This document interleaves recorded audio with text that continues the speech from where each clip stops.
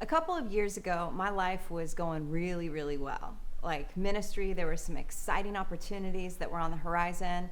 Our church had just moved into a new, beautiful cathedral that had lots more space to reach more people and to continue to disciple people. It was awesome. And we had just worked on a restructure of our church staff, and we were about to roll that out and really excited about the future. For me personally, things were going really well with my family, with my friends. I had been dating somebody for close to 2 years, getting really close to getting engaged, getting married, starting a family. Things were going really, really well. And then, in about a 6-week period, everything seemed to change. My boyfriend broke up with me. The restructure that we had been planning in our church for months suddenly was no longer going to work, and we had to regroup and figure out what the next year was going to look like. My sister and brother-in-law and nephew said that they were going to be moving across country, and my mom and dad were both in the hospital actually a few different times. My mom had a hard time breathing, couldn't figure out what was going on with her. My dad, they had to run all these tests and discovered that he needed immediate open heart surgery. And the IRS called saying that I owed them a large chunk of change. And so all of this happened in a very short period of time. And I'll tell you one thing, my life stopped being easy and comfortable, and I woke up to some things really, really quickly.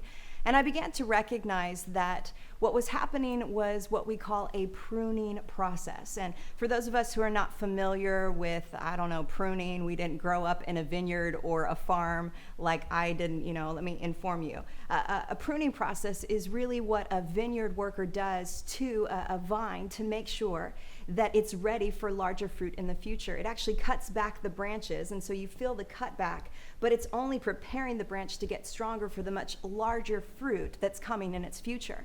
And I began to recognize that this was what I was going through, a pruning process. There were lots of things being cut back in my life, and God was using them to actually prepare me for even greater things in my future.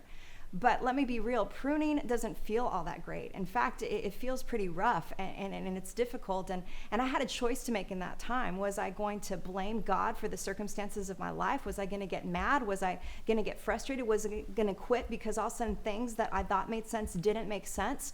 Or was I going to trust God? Was I going to recognize that God may not be the author of my pain, but he can use my pain to produce his purposes in my life. He can take this pain and he can actually use it for my own progress.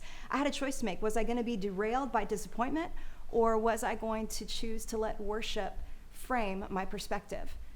Thank God I had some really great friends in my corner who reminded me of God's faithfulness and God's truth. And ultimately, I had a choice to make, and I chose worship.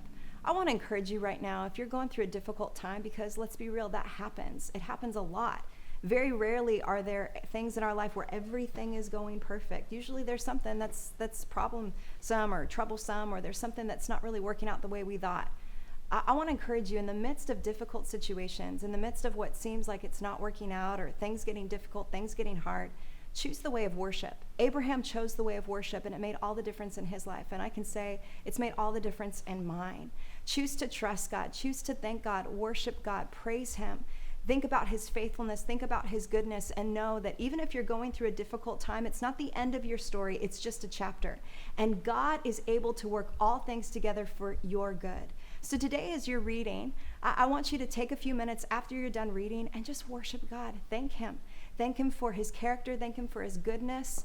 Let faith be produced through the simple act of worship.